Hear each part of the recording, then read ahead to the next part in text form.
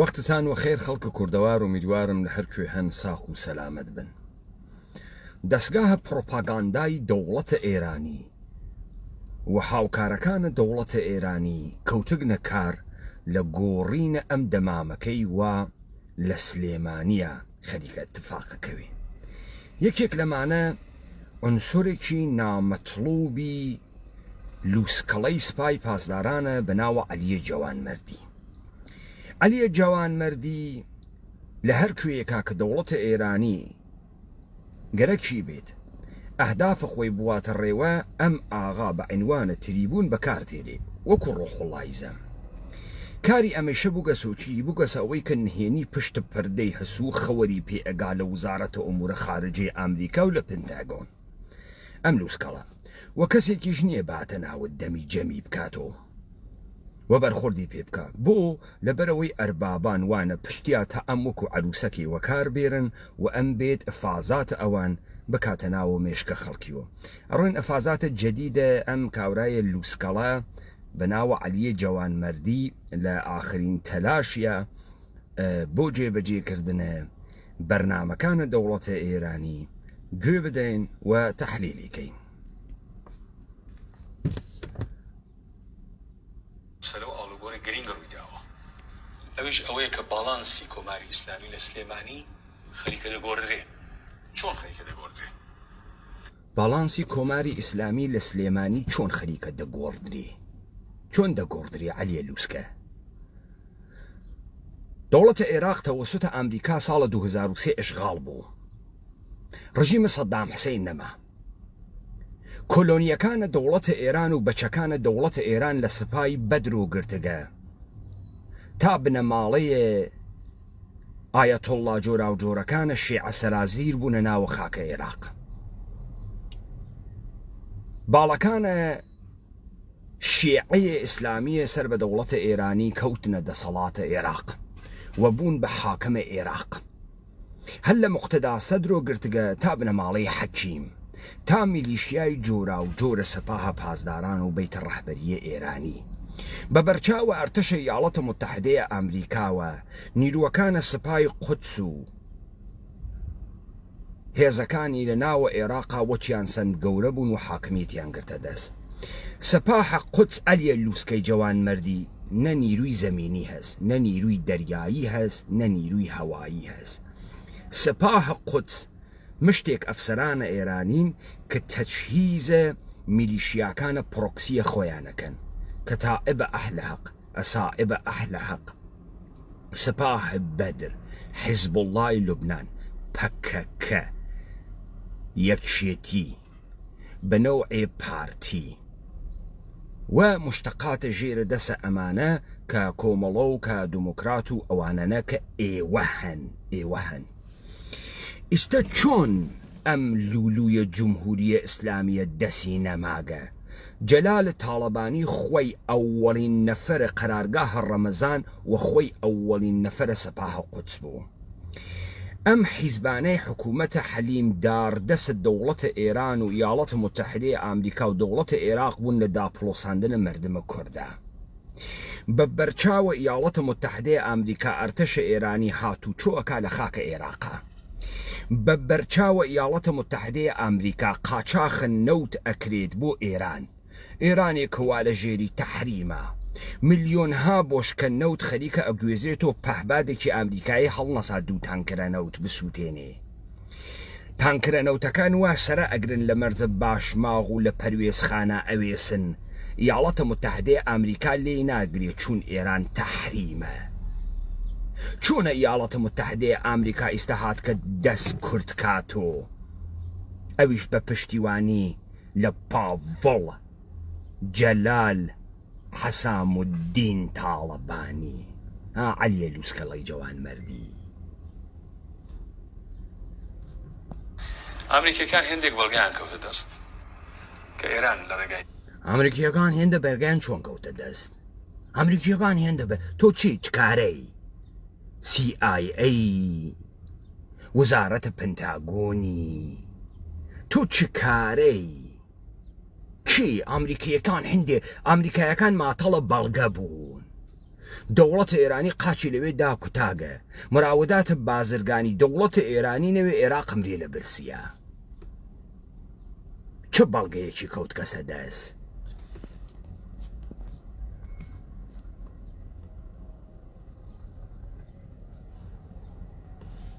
فڕۆکەخانەی سلێمانیەوە خەریکە چەک و پارە دەنێرەوە حیزبوڵای لوبنان و بۆ هێندێک هێزی دیکە و زۆر ئیستفادەی نابەجێ هەم لە فڕۆکەخانە و هەم لە ڕێگای بازاڕی سلێمانیەوە بۆ ناردنی دۆلار و پارە و زێڕ بۆ ئێران دەکرێت شوێنی دیکە دێ خەتێک کراوەتەوە دەکرێت هەموو ئەوان لە ڕێگای فڕۆکای سلێمانیەوە چەک و تەقەمەنی ئەهەنێرێت دەچ پێویستی هەست بە ڕێگای فڕۆکەی سلێمانیوە لە فرودگای بەغاوایی هەنێرێ بۆ مەگە دەوڵەتە عێراقی بەچە دەوڵەتە ئێران نییە ناتوانێت لە هەولێربی هەنێرێ بازار هەولێر تمەن ناسێنێ و تمەن بفرۆشێ دۆلار ناهەنێرەتە ئێران و دۆلار بێرێ دوێکە تێ هەڵدریاگەکەی نێچیرە بارزانی لە ئێرانە نە و وتی ئێمە بەشێکین لە شۆڕشە ئێرانی چۆن تۆ ئەمانە ناوێنی ئەنتەر تێلەگرا ئەمە ئەەکەیتە ناو زەهنە مەردەم مەگەر هەر مەسعودە بارزانی نەبوو لە جەریانە شەڕە شەنگالە پەنای بردە ڕەفیق و دۆستی قاسمە سولەیمانی بێت نجاتی بە مەگەر هەلیکۆپتەرەکانە سپای پاسداران نەون چەکیان بۆیان برد و بەریان گرت بە داعش ئەمە ئەترافە خۆیانە چۆن ئەمە تەکە ئەوە فەرقەکە ئاغایە ئەلیە جوان مردی بۆ کێ خەریکی قساکەی کێ بە ئەحمەق ئەزانیت یعنێ ئەگەر لاهورە شێخ جەنگی نەوایە هێرۆ ئیبراهیم ئەحمەد بەچە ئێران نەبوو ئەوانی تر نییە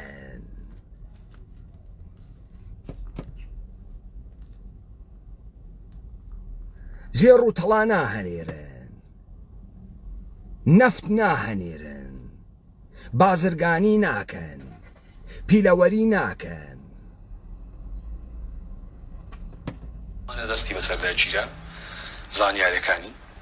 و تەنانە تاوجگای ئێمە ئاگادار بین هەموو زانیاری وردی کار و چالاکی لە فڕۆکەخانەی سلێمانی و ئەمریکەکان زانیاریەکان لە دەستدایە و گەی گەسە دەس و تۆ بۆ کێ خەریکی قساکەی بۆ مناڵە قساکەی ئەڕۆی بابا ئەمریکا و ئەرباب ئەمریکا تێری لە پشتی وەشارت و زانیاریەکانی زۆریان کەوت کەسە بەردەست زانیاریەکانیان کەوت زارنگ زانیاری گەرەک بۆ ئەمریکا ئەگەر دخاڵەتە ئێرانی گەرەک بۆیە بکوتایە چۆن ئەمریکا لە هیچکویا دخاڵەتە ئێران بەرناگرێ ئێستا لە بەر زانیاریەکانی لە فڕودگاها گرتگنی چۆن ئەمە تۆ بۆ گەرەکتەم قیافە لە خۆت نیشان بەی کەنەهو ئەمە ئیرادەی ئیاڵەت متحدەی ئەمریکای وا لە پشتە گەرەکتە کێ بترسێنی مەردم بترسێنی هەڵوێست نەگرێ بەرامبەر بە ئەمریکا بابا ئەمریکا وا لە پشتیە تۆ کێوا لە پشتتە و ئەمریکیەکان زانی گیانە ئێستا ئەمریکیەکان دەستوریان داوە پاڤڵ ئەنا خۆی ئەو پاپیاگە نەبوو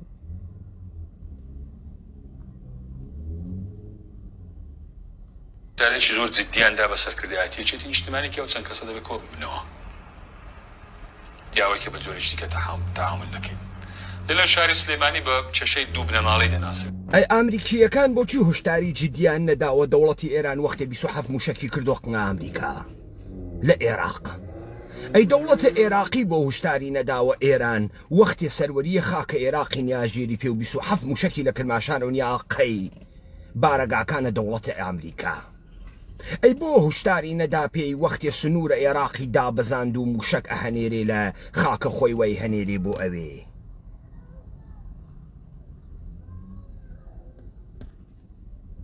بۆ ئەم ئەمریکایانە بۆ لە حیچکە حزوریان نییە بەڵام لە هەرکوێ تۆ ئەربابەکە گەرەکدا حزوریان هەسوو ڕنگ ئەنوێنن و تۆی لوسکەڵەتی تحتە ناوە ئتلاعاتی وا لە ئیاڵەتە متحدەی ئەمریکا گرتکدە خۆ دەخەمڵێنی و خۆت دەرەخەی ئەمریکیەکان ئێمە ئەوەی نابینینەوە چێشەیە ئەو چێشەی پەیوەندی بە ئێرانەوە هەیە ڕەنگە ئەگەر هەڵبژاردنیش نەبێ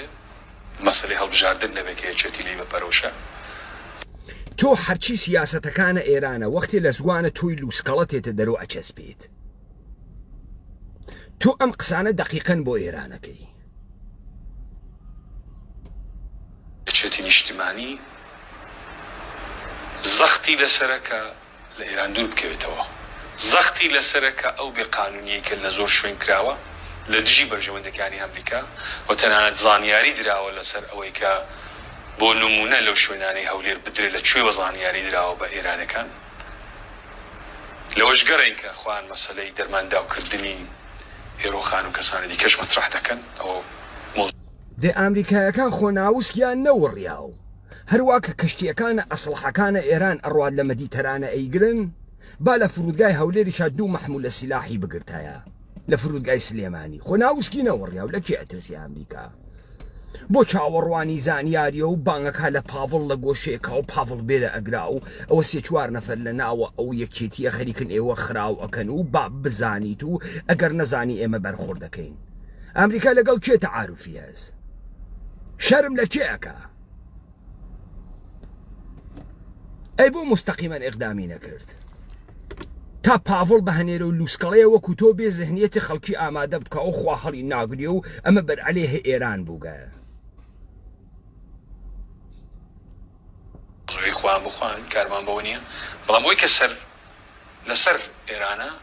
زۆر مەسەلەکە جددیە ئەمریکیەکان هۆشداریان پێداون دانیشتن بووە زۆر لەسەر ئێرانە مەسەڵەکە جددیە ئەی چۆن وەختی 27 موشەکیدا لە قنی ئەمریکا جددی نەبوو بۆ ئەمریکا پۆرتی ئەمریکای کردە ناوە عەلاگەوە ئەمریکا نەیتوانی هیچ غەڵەتێ بکە ئەی چۆن بە بەردەمە ئەیاڵاتە متحدەیە ئەمریکاوە عێراقی وا 3 تریلیۆن دۆلار هەزینەی ئەمریکای تیاکریاگە ئێران حەپەلوشی کردە چۆنە هەرچی تۆخمە شیعی بەچە ئێرانیە ئیمڕۆ لە عێراقا حاکمە چۆنە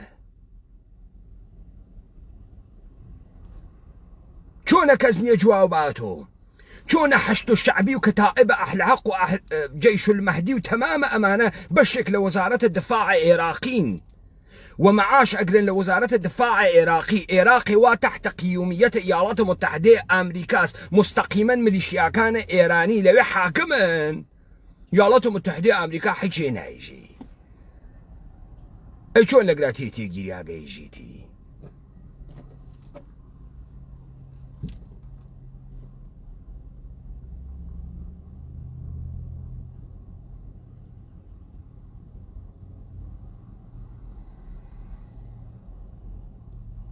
این کردار نیست قسەی جوان هەموو کەس دەیکا بەکەنەوە یاوەی کە ئێمە بە زۆریش دیکە تەعامل دەکەین بۆیە سەرکردایەتی یەکێتی نیشتیمانی کەوتۆتە خۆ یەکێتیەکی نوێ کە باسی دەکەن ئەو یەکێتی نوێیە یەکێتی نوێ دەتوانێت بە قازانجی خەڵکەکە بێ ئەو یەکێتی نوێ چه شکلیە کە ئەتوانێت بە قازانجی خەڵکەکە بێ چه شکلی ئەو یەکێتی نوێ بۆیە سەرکردایەتی یەکێتی کەوتە خۆ چیها ئیاڵاتە متحدە ئەمریکا ها یەکێتی لە بینەوەرد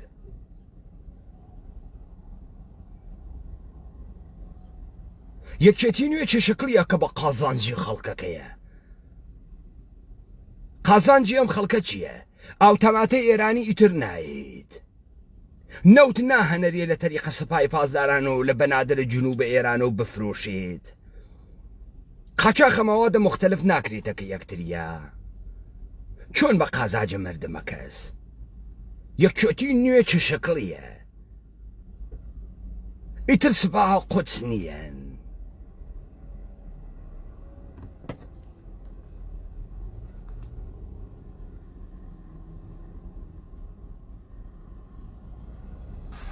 لەپێش هەموو کەسدا ئەمە لە قسە گەڕێن فارس دەڵێت دووسات کردێت چۆنیم کردار نیست قسەی جوان هەموو کەس دەیکا دووسات کردێت چۆنیم کردار نیست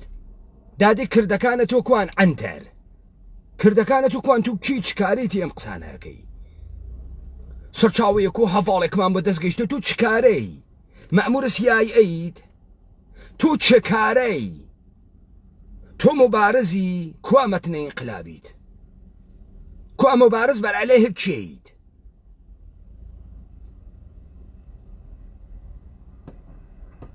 کردەوە گرنگە لە کردەوە داوانە بووە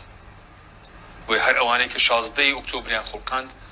ئەوانە خەریکە ڕۆژیان هاوا دەبێت حەوانە 16 ئۆکتۆبریان خۆڵقان خەریکە ڕۆژیان هاڤات دەبێ ئەی خۆ ناووس کە مەسعود بارزانی نەگەنیا و گەڵی نەگەنیا و تەقە بکە خۆ هێزە زرێڤانی حیزی لەبەی نەچوو بوو بۆ ئەو تەقەی نەکرد بۆ ئەو مقاومەتی نەکرد مەگەر کاکە مەسعود بارزانی و بنەماڵەی بارزانی هێز و گەورە نییەن مەگەر هێزەکانی زرێڤانیان لەوێ نەبوو بە ئەو بڕوایە بیگرتایە ئەم نامرد بوو ئەو مرد بووایە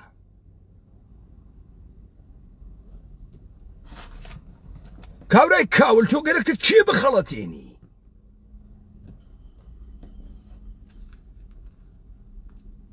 ئێوە بۆ فکرەکەن مردم لە حەدە ئێوە ئەحمەقە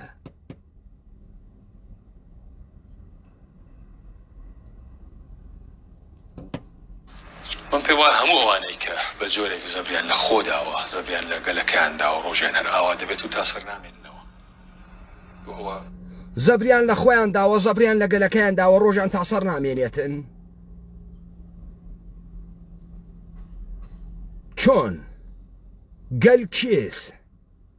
زەبر چۆن ئەدرێ لە گەل چه شکلی زەبر لە گەل ئەدرێت ئەنفال هەڵەبجە خەساندنە مردم بێئینتماکردنیان بێئەخلاقکردنیان فاسدکردنیان چۆن زەربە لە گەل ئەدرێ ئەم گەلە کێس تۆ پێ دوایە زەربە لە گەل بدرێ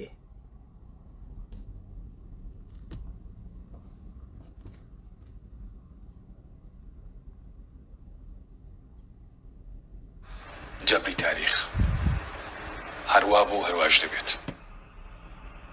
بۆی ئەو ئاڵوگا هەروە بۆ هەروە دەبێسە تۆ پێشگویت ئێستا تۆ عیلبەگی جافی پێشبینی ئەەکەی کارە گوزەشتگە لە خەبەرنگاری ئێستا پێشبینی ئەەکەی هەروە بووگە و هەروە دەبێ ئەمە جەبری تاریخە ئاڵوگۆرانەی کە لە سلێمانی ڕوودەدات بە زیانی ئێمە وەکو کوردی ڕۆژهەڵات دین تۆ خەیلی غەڵەتێ کرد بۆ خۆت وەتو کوردی ڕۆژهەڵات کوردی ڕۆژهەڵات کە لەمەی سپای پاسدارانە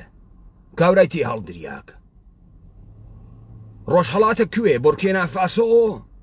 ڕۆژهەڵاتە کوێ ئەم بە زیانی ئێمەی کورد ڕۆژهەڵاتی نییە زیان چییە منفعەت چییە زیان چییە منفعەت چییە زیانە ئێمە وا لەکوێ منفعەتە ئێمە وا لەکوێ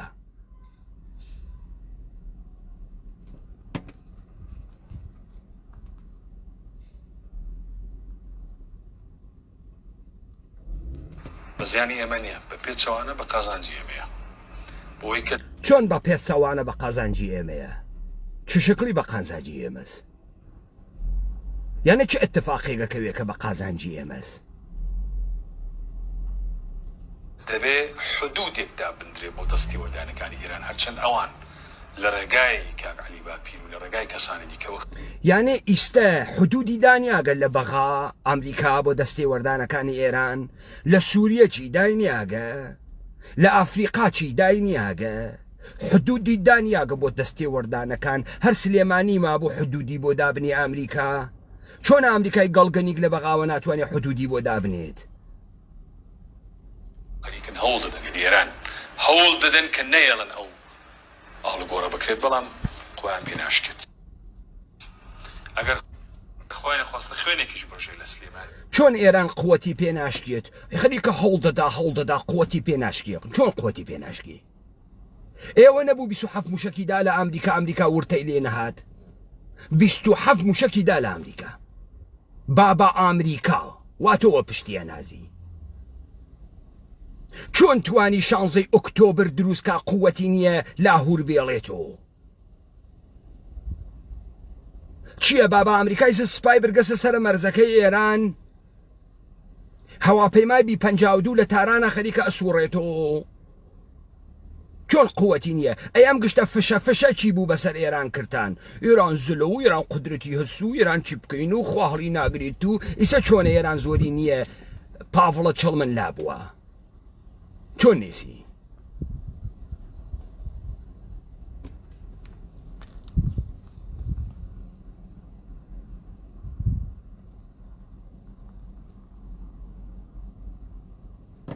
دیسان هەر دۆڕاو دەبن دۆڕاوتر دەبن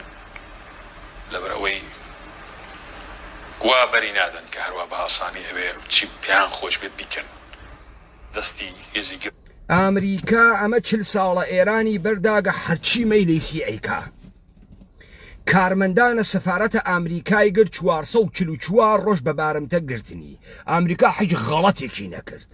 284 مەرێنزە ئامریکایی لە لوبنان و 1980 کوشت ئامریکا هیچ غەڵەتێکی نەکرد لە زەهرانە عەرەبستانە سعودی بۆمبینیا مەرەنزە ئامریکایی کوشت ئامریکا هیچ غەڵەتێکی نەکرد لە نایروبیە کنیا سەفارەتە یاڵەتە متحدەیە ئامریکای تەقاندۆ ئامریکا هیچ غەڵەتێکی نەکرد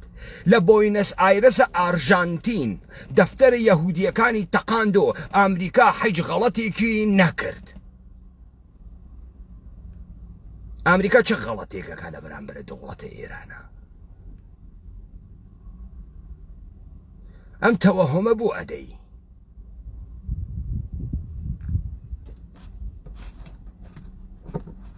ئەمریکا تەحەمولی پێ ناکرێ مەلەوانی ئامریکایی بە بارمتە گرتن ئامریکا چه غەڵەتێکی کرد ئامریکا خۆی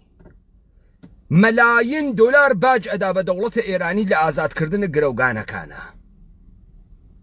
مەلایین باجی پێدا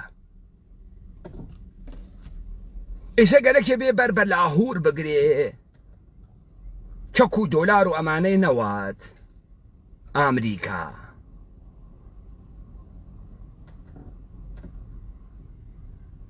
گەورەی لە پێشە لە پشتە نەک مەبەستم هێزی ئیقلیمی نییە هێزی گەورەتر هێزی گەورەی لە پشتە گەورە فرە گەورە کورە کاورای ئەنتەر 4 فاسدی ئەنتەری وەکو تۆ مردمەی وا فاسد کردگە هێزی گەورەی لە پشتە وا بە هاسانی ئەوە نابێت بۆی مەسەلەکە بە حەسانی هەوە نابێ بە حەسانی چی نابێ بە حەسانی هەوە نابێ یعنی چی بە حەسانی هەوە نابێ بە حەسانی هەوە بوو ئەوە 43 ساڵە دەوڵەتە ئێرانی تەپی داگە بەسەر منتەقا ئەدا لە کەشتی ئامریکایی و مەلەوانە ئامریکایی ئەگرێت و ئەدا لە کەشتی ئیسرائیلی و نیروی پۆرۆکسی دروست ئەکا و ئەمریکا هیچ غەڵەتێ ناکە بۆ نایکە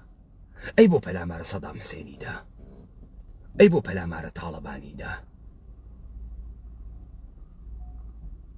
چۆنە ئەم قودرەتە کارتونیەی ئەیاڵەتە متحدەی ئامریکا لە بەرامبەر ئێرانە هیچ تاسیرێکی نییە چۆنە یەک بنکەی سپای پاسداران کە بە تێروریستی ئەزانێ بۆمباران ناکە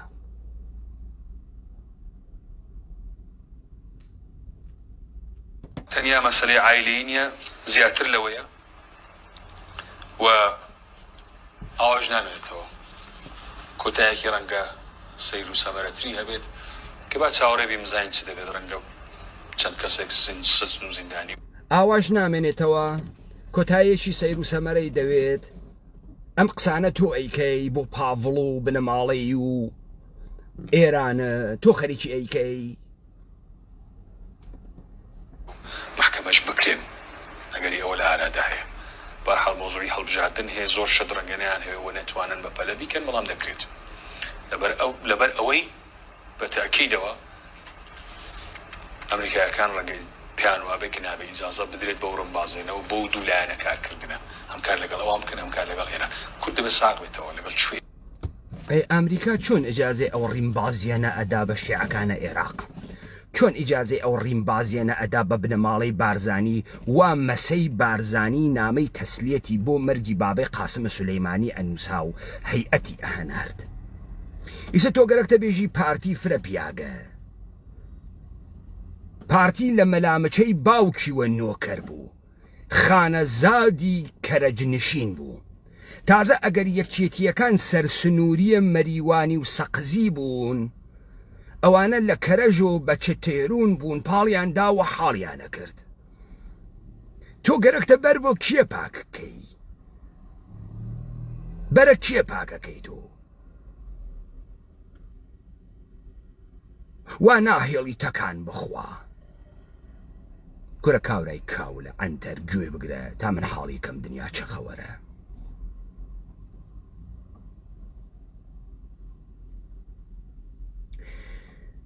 ساڵ 1975 کەسێ بە ناوی ساموئێل هانتینگتن بابزانی بەر لە ئەوە ئەوانەی کە لە بوارە سیاسەتا ئەیان نووسا چۆنیەتی ڕۆخاندنە دەسەڵاتە حاکمانیان بەحسە کرد. لە دەورانە متەئەخرا ئەوانەی کە علومە سیاسی ئەخوێنن بوون و مشتێ تەکنیسیان کە وەکو تۆما خولیانیانە بەناو زانکۆکانە و بەناوت دەربارە ئەم حاکمیەتانە کە حاکمێ بدۆزن و بچەفێنە ناوە گوێ مشاورەی پێ بدەن قسەکانی ببیسێ. ئیستا بووگەسۆ باوهنی ئەنتەر پیا بووگن لە تۆ لووسکەتر ئەو فرە قسەمان کرد و کەس گوێی نەدا و فرە قسەمان کرد و کەس گوێی نەدا.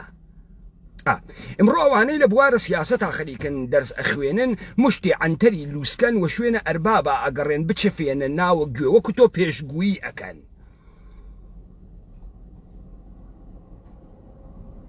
ساموئێل هانتینگتۆ کتێوێکی نووسا بە ناوی بوحرانە دموکراسی هەڵگەڕیا بە کاربەدەستانە ئەمریکای وت ئەم شێوە لە دموکراسیە کە ئێوە ئیدارەی ئەکەن ناتوانێت بڕاتە بەرەو دموکراسیەشێ بە ئیقتیدارۆ بێت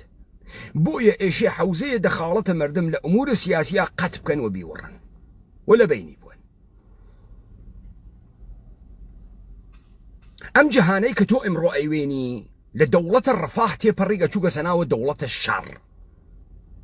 ئێوە ئێشێ لە خۆتان سوعالکەن لە دەورانە متەئەخرێکە کە دوای جەنگ جەهانیە دووەم سازمانە ملەلە متحەدیان دروست کرد ئۆمەم المتحدەیان دروست کرد هەر چەشنە توندوتیژیەکیان محکوم کرد و ئەم مەجالیانە فقط بە یاسای نێو دەوڵەتیدا کە ئەگەر گەرەکێسی ئیعلانە شەڕکا بەر عەلەیه دەوڵەت ملەتێکی تر ئەو بتوانێ بیکە وەنە کەسێکی تر و دەوڵەت ملەتێکی تر نەتوانی ئەم کارە بەر عەلەیه دەوڵەت ملەتێکی ترکە.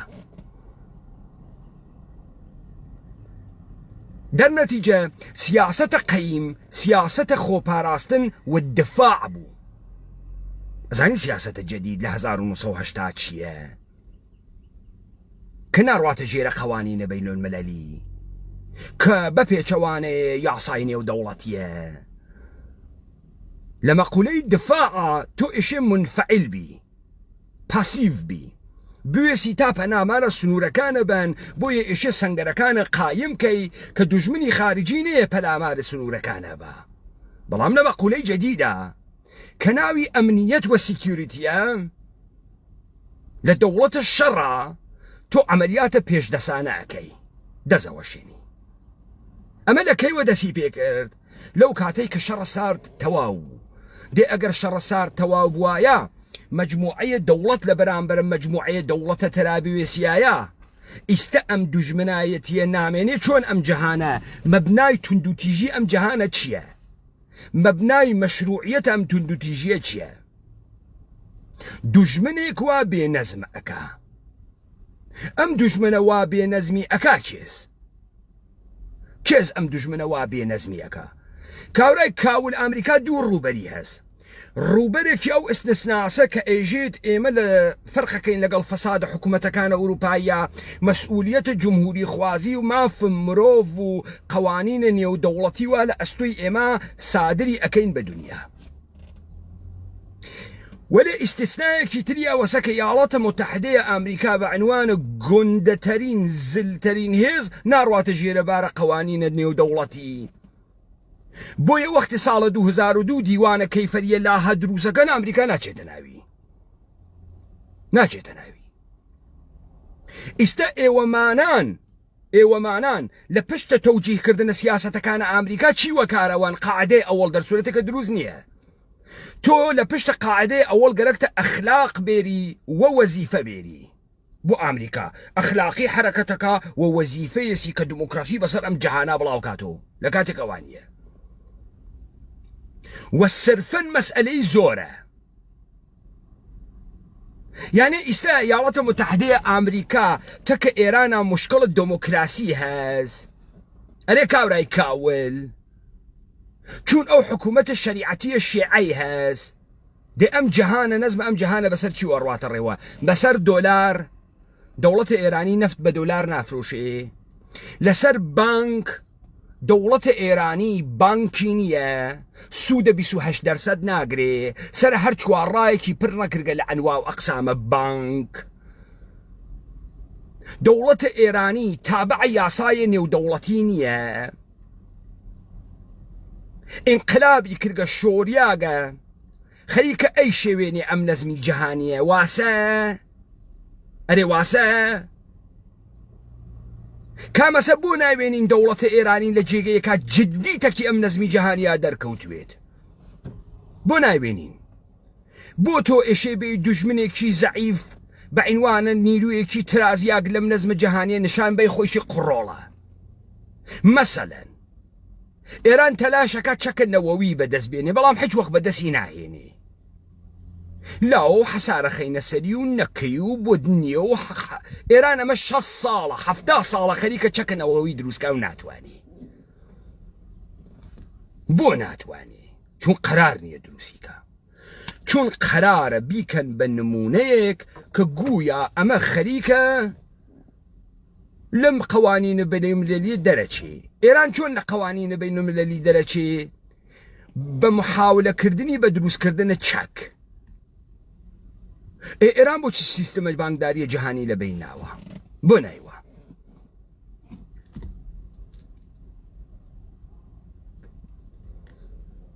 بۆ بەرعەلەیهە هێژەمۆنیە دۆلار شەڕ ناکە؟ بۆ نایکە؟ چون جمهوریە ئیسلامیە. دێ ئامریکا خۆی قەوانینە بەینالمللی ئەنێتە ژێرە پێ. تۆ لە خۆت سوال ناکەی تورکیە چۆن نەتوانێ حەملە بکاتە سووریە؟ لە ژێرە ناوە بەرگرتنە بە تەروریزم بەرخەلاف و بەرپێچەوانەی قەوانینە بەینالمللی. وەختی وینستۆن چەرچیل گەلێکی بوو لە دانانە ئەم ئومەم متحیدە قسە بکات کە هیچ کەسێ بۆی نییە لە پشتە هیچ تەوجیهێکە تونند و تیژی بەکار بووە حتا حکوومەت. مثال حدیقەی حیواناتی ئاوردەوە، وتی لە حدیقەی حیواناتە کەرگەدەن وتی کەڵک وەرگرتن لە پەنجە و لە ددان تونند و تیژیە، بەڵام کەڵک وەرگرتن لە شاخ دفاع لە خۆکردنە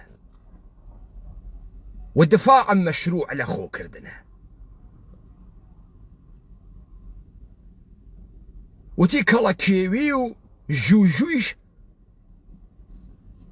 تەکە کەرگەدە ناموافق بوون. پڵنگ هەڵساوە وتی وانیە اتفاقا پەنجە و ددان حق ئەخلاقی و دفاع مەشروعە و شاخ نامەشروعە. وتی ورچ وتی نا وانیە نە پەنجە نە ددان نە شاخ، هەمویان وەلا بنین. ئێمە دەبێت بۆ حەلی ئختلافەکانمان یەکتری لە باوەش بگرین و یەکتری بوو شێرین، چون زۆرە ورچ لە گشتیان زیاتر بوو ئەوەی توانی پشتی گشتیان بشکێنی. لەذا وینستۆن چەرچیل وتی هەر کەسێ هەر چەکێکی هەز ئەو چەکی خۆیە بە مەشروع ئەزانێ و چەکی بەرامبەرەکەی خۆی بە نامەشروع ئەزانێ. دەئیستە چۆنە بە پێچەوانەی قەوانینە بەینالمللی تورکیا سنووردا ئەبەزێنێ شەڕە پرۆکسی ئەکا لە لیبی، شەڕە پرۆکسی ئەکا لە سووریە، چۆنە جمهوری ئیسلامی سنووردا ئەبەزێنێ ئێژێ من بۆ شەڕە داعش ئێژێ بڕۆم لە شەنگالا شەڕکەم تا شەڕەکە نێتە قۆم. لە پشتە کامە تەوجی بۆ کێ ئەکا؟ بۆ سیاسەتە ئیاڵەتە متحدەیە ئامریکای ئەکا، بۆ نەزمە جەدیدە ئیاڵەتە متحدەیە ئامریکای ئەکەن. حاڵیتە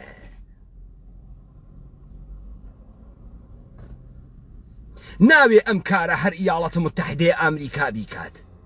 ئێشێ ما بەقێش لە ژێرە ناوە ئەمنیەت و سکیۆریتی بێن پەلامارە ما بەقێش بن، لەگرا ئیتر سنوورەکان نەماگن، لەگرا ئیتر دەوڵەت میلەتەکان سنوورەکانیان دیار نییە، لەگرا ئیتر سەفە مقدمە شەڕ پۆلیسە. ئەوەی ئیستە لە سلێمانی اتفاقەکەوێ شەڕە بەرعەلەیهە مەردەمە. لە ڕۆمانەکەی 1984 جۆرج ئۆرویلا وتی چۆن ئەتوانی خەڵکێک متیعەکەی وتی بەوەی کە عەزابیان بێ تەنیا ئیتاعەتکردن و فەرمانبردن کافی نییە ئیشی عەزابیان بێ تۆ ئیستا ئەوێنی ئەم خەڵکە لەم دنیا هەرچی ڕۆژەوە لە ژێری ئەشکەنجە و ئەشکەنجە ئەکرێ و نافەهمێ چۆنیش ئەشکەنجە ئەکرێت مەسەلەن چەکت دوژمنە کۆرۆنا ئیستا دەوڵەت تۆ مەجبورەکە خۆت بکەیتە ناو سجن ئیستا دەوڵەت ئێژێ تۆ ئەگەر واکسەن نەی لە خۆت بۆت نییە بڕۆی بۆ هیچ کوێی دنیا بۆت نییە بڕۆیتە قاوەخانە بۆت نییە بڕۆیتە ڕەستوران ئێشێ حتمەن بێ واکسەن لە خۆت بەی تۆ ئێشێ واکسەنیش لە خۆت ئەدەی 4-5 ڕۆژ نەخۆشوی تۆ ئەم زەجرە بەی بە خۆت لە ژێرە ناوە ئەمنیەت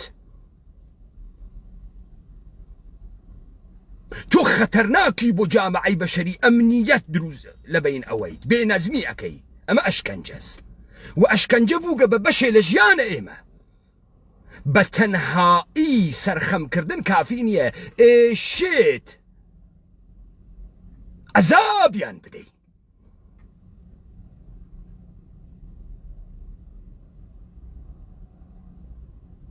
ئێستا ئیاڵاتە متحدەیە ئامریکا بۆ ناڕوابەر عەلەیه ئێران ئیقدامە شەڕبکە ئێران دفاعەکە لە خۆی سەرباز ئەگوێزێتەوە و چەک و ئەسلحە ئەهەنێرێ و دەخاڵەت و تێوەردانەکە بۆ نایکە لەبەر خاتری ئەوەی ئەم جیهانە لە ژێر یەک ئیمپراتوریە تا خەریکە ئیدارە ئەوێت و ئیتر شەڕە دەوڵەتەکان بەر عەلەیه دەوڵەتەکان نەماگە و نامێنێت و شەڕ هاتکەسە ناوە ژیانە ڕۆژانەیە مەردم ئیمڕۆ ئیتر تۆ لە بەشە ناوخۆیە جەلاد و ئەشکەنجەگەر و بازجوو و زندانبان هەمان پۆلیس هەمان ڕۆڵ ئەگێڕێ کە سەرباز و ژنەراڵ جاران مەشایە بۆ تەهدیدی خارجی بیانگەڕەیە ئێستا هەمویان تێکەڵ بە یەکتری بووگن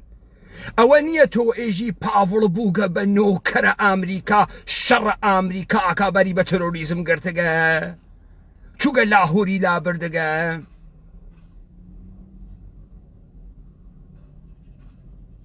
ئێمە ئیمڕۆ کەوتگینە ناوی قاعدەیە شەڕ نە ئستثنای شەڕ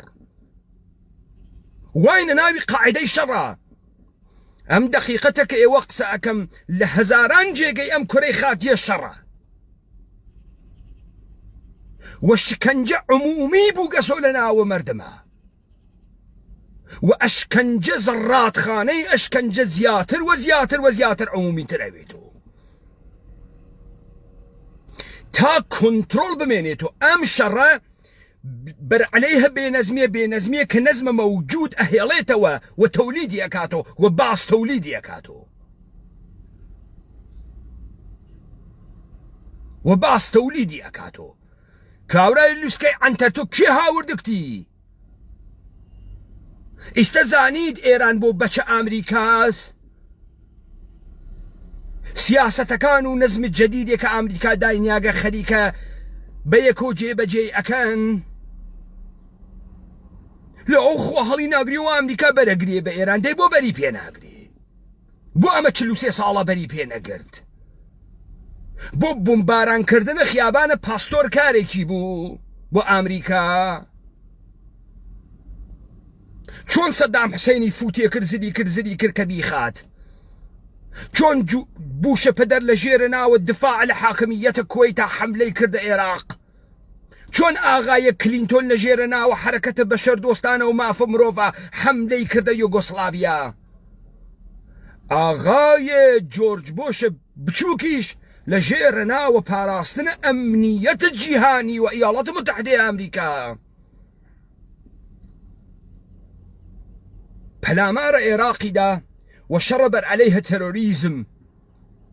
دروست کرد کە دەخاڵەتەکان و تعلیقە قانون لە جەهانە سوورەت بگرێ تەواوە ئەو ئیقداماتەی وا ئیمڕۆ لە جیهانی ئیمڕۆ ئەکرێ غەیرە قانونیە حەج کام لە کۆنڤانسیۆنەکانە سازمانە ملەلە متحدیش قدرەتە ئیجرایی نییە کە ئیجرایکە کە بیکە کە ئێستا ڕای وڵاتە متحدەی ئەمریکا بگرێ لەبەرەوەی پێشێ لە یاسای کردگە کێ ئەڕابەر بە تورکیا بگرێ لەبەرەوەی پێشێ لە یاسای کردگە کێیکە کامە هێزەیکە داستان ئەمەسە ئەم خەڵکە ناوێ لەم نەزم و ئیمپراتوری جیهانیە دەرچێت نابێ دەرچێت واحدە ئیدارەکردنە ئەمەیشە بۆ ئاپارتاید و بۆ کۆنتڕۆڵکردن و بۆ بەخەتکردن و بۆ سازماندەهیکردن و بۆ دروستکردن قودرەتە ئیجرایی و انتخابات میلەتە دەوڵەت میلەتە بۆیە بۆتی ئەسازن بۆیە بۆتی دروست ئەکەن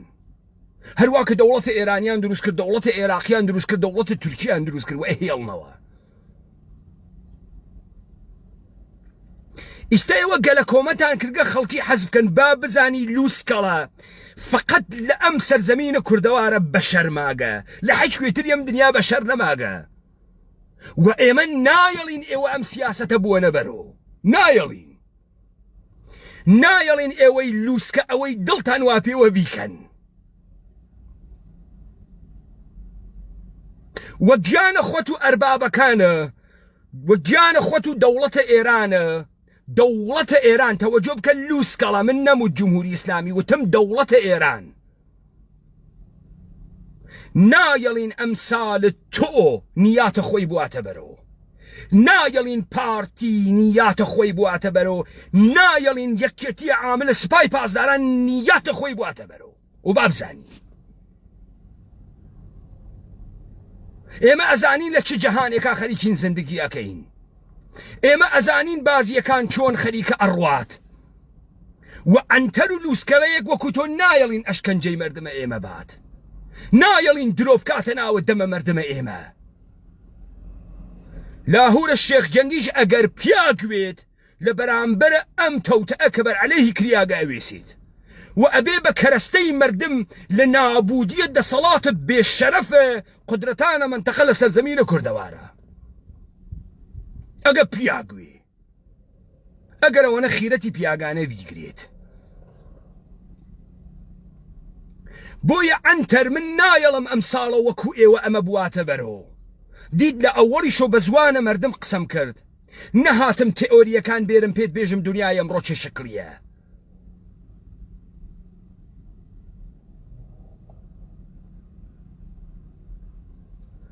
پس وەزعیەتێک کە ئێمە واینتیا ئەمەسە ئەم جەهانە بۆ خاتری ئەوەی ئیدارە بکرێ دوژمنی گەرەکە ئەنا بێ دوژمن تۆ ناتوانی لە تونند و تیژی کەڵک وەربگری ئەرتەشی ئامریکای تر بە کەڵک نایێت چەکەکەی ئیتر بە کەڵک نایێت تۆ ئێشێ دوژمنێکە بوێت تا هێزی نظامی تۆ مەشروعیەت پێیاکە تونند و تیژی تۆ مەشروعیەت پێیاکە ئمڕۆ حەوزەیە دوژمن وە شەڕ هاتکەسە ناوە دەروونە سەرزەمینەکانیش کاورای کاول تحت ناوە ئەمنیەتە ئیستا یاڵەتە متحدەی ئەمریکا ئەسەرەنگوشتە لێ ئەگرێ تەبع سابعەت لێ ئەگرێ DNA لێ ئەگرێ ڕوت و قوتە ئەکاتۆ تەلەفۆنەکانە گوێ ئەدا دووربینە بەسەرەوە دائەنێ شنودی دەستگاکانە ئەکات کوڕی گەوا بێرە سەرەوە بزانم من چۆن ئیتلاعاتیم ئاراز ئەمینی گەوادی کوڕی گەواد بێرە سەرەوە بزانم ئیتلاعات یعنی چی من چۆن ئیتلاعاتیم تۆخمەکەر تۆ لە توولە عمرتان نەتزانیگە ئیتلاعات یعنی چی بێرە سەرەوە سابتی بکەن بزانم من چۆن ئیتلاعاتیم ئیتلاعات کێس بێنە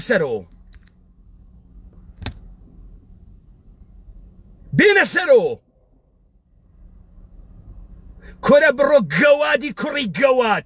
تۆخمە مەسعودە بارزانی گەواد ئێوە یەک لە یەک گەواترن ئێوە نێرەکەر بە گونۆ ناسن چاک ئەزانی تۆ گەوادێکی کوڕی گەوادی حەیچە نەزانی گەلە توو لە عمرتا حەیزی کوڕی گەواد من ئەو ڕۆڵەمەوە دەرپێ لە پێی ئەمسالی وەکو تۆ دائەکەنم ڕۆڵە حاڵی بوو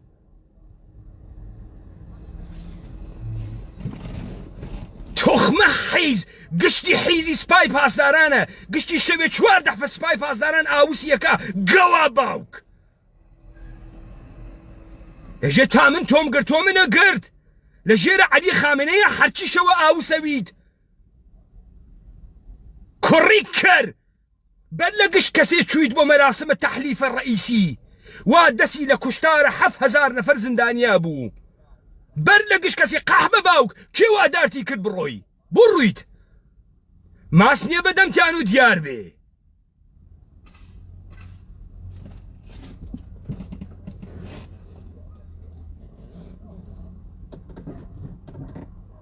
کوڕی حیز هەرچی کوڕی بێشەرەفی سۆزانێ بۆ ئێمە بوو گەسۆ پیاک کوڕەوە ڕۆڵە نەهات کە دەرپێتان لە پێداکەنیت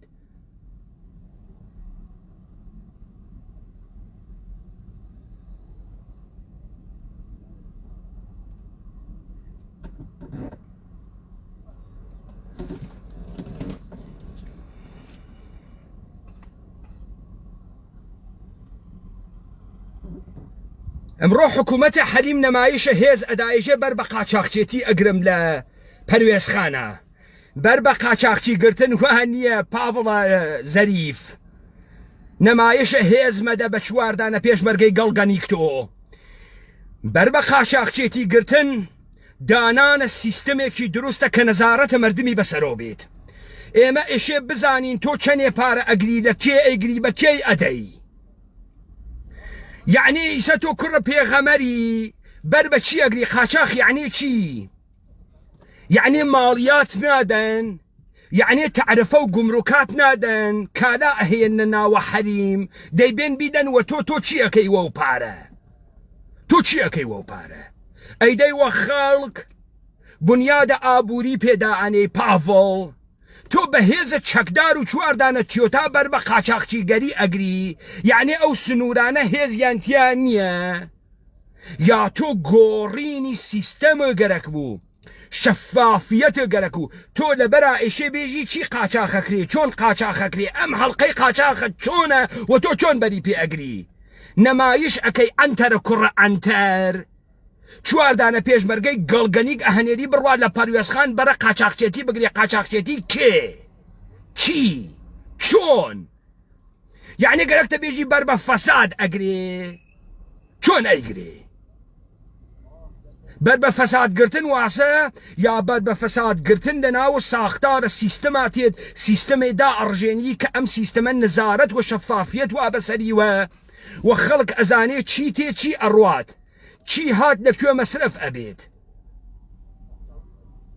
نەمایشی هێزە کە ئەڕۆینە ئەهوێ بەر بە قاچاقچێتی ئەگرین مەگەر هێزی تیانە و گە و سنوورانە مەگەر ئەمانە لە ژێر فەرمانە توانە بووگەن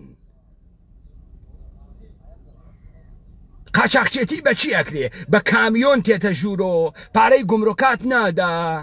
ئێوە بەمە ێژن قاچاقچێتی ئەی ئەو بوجانەی وا سەریانە خوڕێ دیار نیەن چی ئەی ئەو تەندەرانەی وا دیار نییە بە کەسی ئەدەن چی ئەی ئەو زەمینانەی وا خواردکتانە چی ئەزانی فەسادە گەورە چییە پاڤڵە حیز زەمین خواردنە زەمین ئەها سلێمانی تەقیگە ئەها هەولێر تەقیگە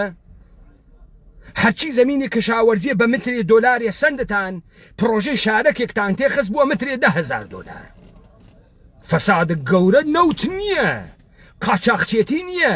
زەمین خواردنە زەمین خواردن خاک خواردنە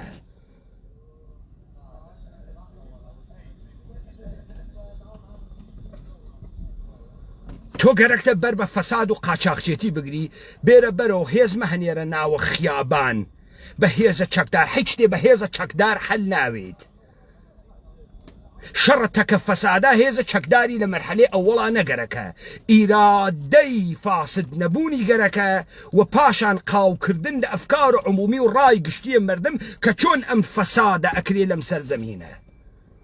چۆن ئەم بەشی مردمە و ئەم داهاتی مردمە و ئەم ئستعدادی مردمە لەبەین ئەچێت دابێ بێژیان ئادەی بەڵگەکانە ڕووکە ئادەی کێ قاچاقچیە چۆن قاچاقەکەن سیستەمەکە چه شکلیە کێ قاچاقیەکە بۆ کوێ قاچاقیەکە پوڵەکە لە چیا مەسرف ئەوێ چۆن ئەمانە بەحس نەکریاگە هەروە لە خۆتانە پێیانێن نەمایش دەیت تۆ فکرەکەی ئەنتەر وە نەمایشدا نەتوانی بیوەیتە بەرەوە وەک گیانە نەنە ناتوانانی بیوەیتە بەرەوە و ئەو مەشروعیەتت پێ نادەین بیوەیتە بەرەوە و ئیجازە نادەین تۆ ئەو کارە بکەی گەرەکتە تەکە گەندەڵیا دەست پێ بکەی یاڵا لە باوک تۆ دەست پێ بکە لە باوک تۆ دەست پێ بکە بزانین باوکە گەندەڵە کوێ بوو لە دەوروبەریەکانە دەست پێ بکە لە خۆ تۆ دەست پێ بکە بەڵگەکان بەنە ڕۆ بزانین ئەمانە کێن چۆن وەکو قارچک سەرتان هەڵتەقاند کێ ئێوەی هێشتگەسۆ لەو دەسەڵاتە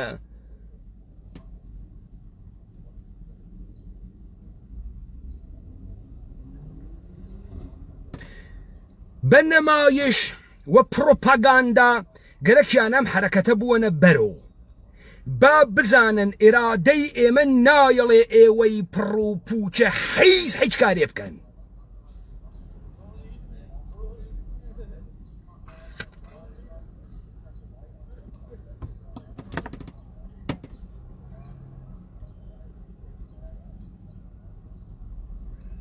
و ئەو ئیجازەتانە پێ نادەین و نایڵین بیوەنە بەرەوە حتا دانە بە دانەی فاسدین و خائنینە وەکو ئێوە نەگیرێ بەدەسی مەردم ئیجازە نادەین هیچ پرۆژەیەکتان بە سەرکەوتووی بووەنە بەرەوە